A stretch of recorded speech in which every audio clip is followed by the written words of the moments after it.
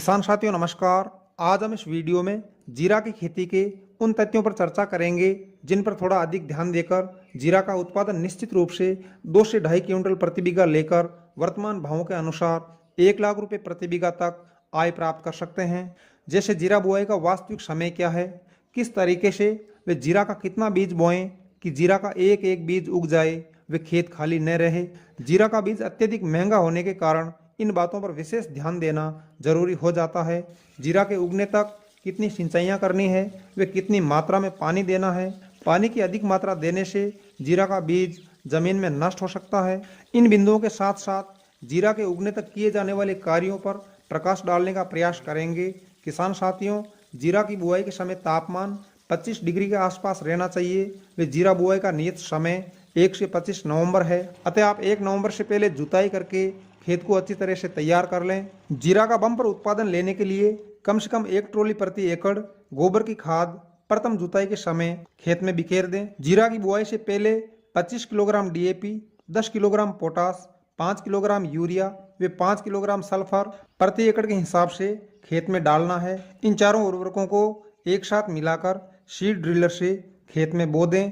अब रोटावेटर या पाटा से खेत को समतल बनाएं, तत्पश्चात जीरा की बुआई करें। बीज की मात्रा, जीरा की सिंचाई चाहे क्यारियों में हो अथवा फव्वारे से हो, 2 किलोग्राम प्रति बीघा, 5 किलोग्राम प्रति एकड़ अथवा 12.5 किलोग्राम प्रति हेक्टेयर बीज काम में लेना है।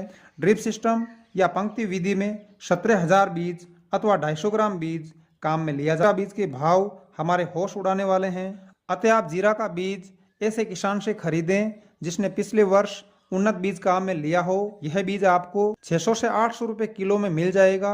इस बीज को सीधा नहीं बोकर उपचारित करके बोना है।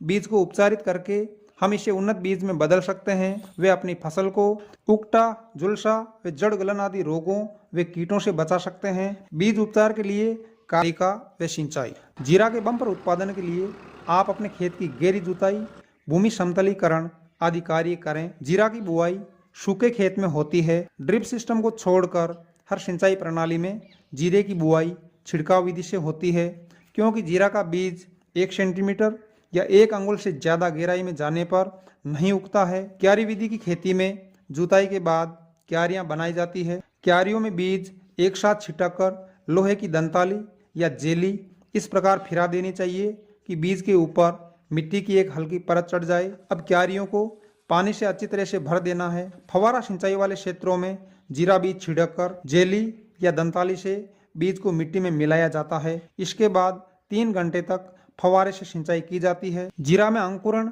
9 से 13 दिनों में होता है, अतः सभी बीजों में अंकुरण के लिए बुआई के 7 दिन बाद दूसरी सिंचाई में पहली सिंचाई से आधा पानी देना है, अर्थात फव्वारा 1.5 घंटे तक चलाना है।